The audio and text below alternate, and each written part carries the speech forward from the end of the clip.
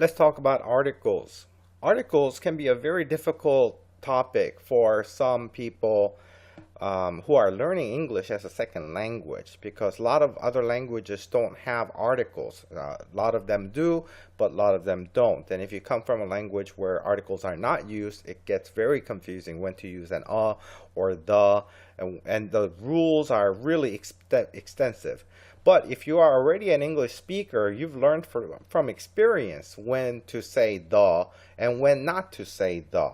Okay, so we're not going to go over the ESL issues. We'll just go over some technical terms, such as indefinite versus definite articles.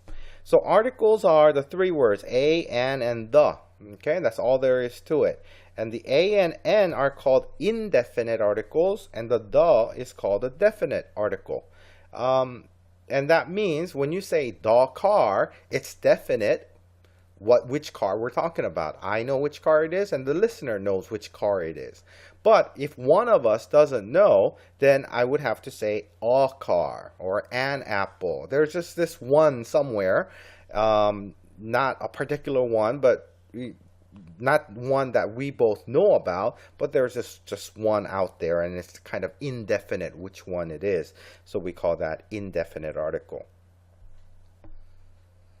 Use a before a consonant sound and use an before a vowel sound. So this is the rule, and what we often forget is that it depends on the sound. The reason for using a and an is mostly about the flow of the language. It's to help us to get to the next word without getting stuck with all these different syllables blocking the flow.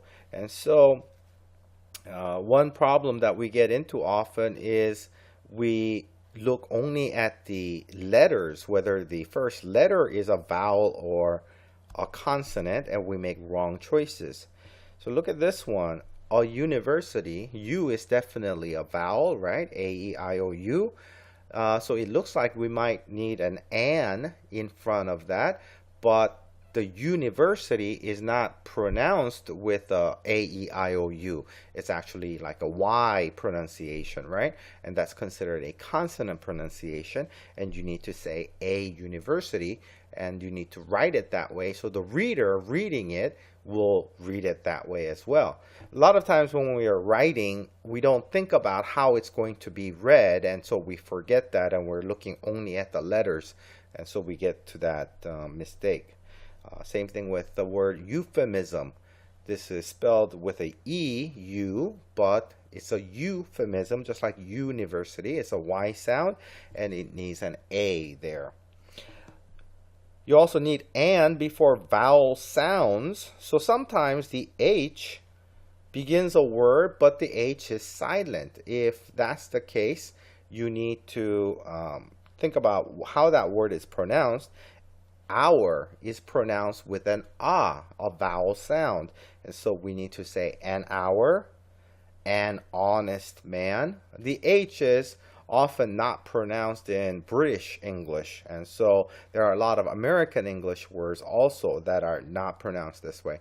And I imagine that if you are learning British English, there are more words like this where the H is not going to get pronounced. And so you will have more places where you need to write an before an H word. And here's just some general rule about using the, when to use a and when to use the. Basically, use the a or the an the first time of mention. The first time you talk about a car, you say, I saw a car on fire. There was just some car out there, it's a car, and then no one was in the car. By the time we get to this part, the car, I already heard you talk about a car, so my mind is fixed on some particular car out there. Then you can continue to say the car, the car, the car, and in my mind, I will be focused on that particular car.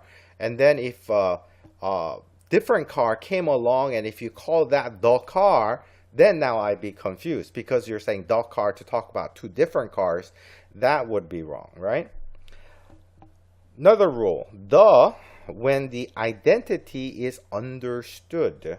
Okay, I saw a car on fire.